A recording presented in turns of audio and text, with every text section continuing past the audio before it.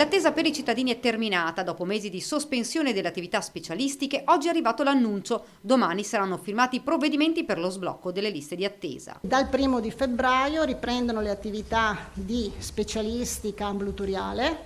Vi ricordiamo che noi avevamo sospeso le prestazioni a 30 e a 60 giorni, mentre le prestazioni a 24 ore e 10 giorni non sono mai state sospese, ossia quelle più urgenti. E proprio in queste ore si sta discutendo sulla questione della riprogrammazione degli appuntamenti. Memori di quanto successo ad aprile, la Regione, ha spiegato l'assessore, sta lavorando soprattutto sull'incremento del personale dei CUP.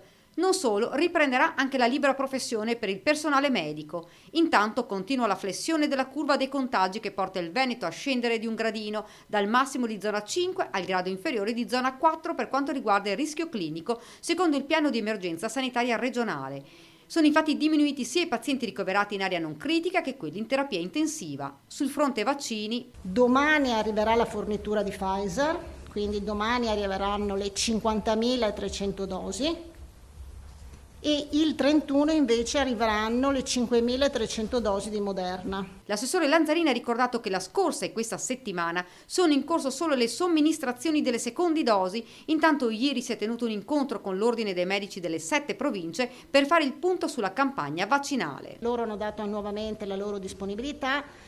È chiaro che, come abbiamo detto più volte, riusciremo a fare una programmazione solo quando avremo cognizione del numero di vaccini che arrivano e soprattutto affidandoci molto, l'abbiamo detto, ad AstraZeneca o ad altri vaccini. Ci hanno chiesto, ha concluso la Lanzarini, la vaccinazione degli ordini professionali che lavorano in privato come dentisti e oculisti. Questi sono compresi e gli ordini dei medici dovranno fornire gli elenchi.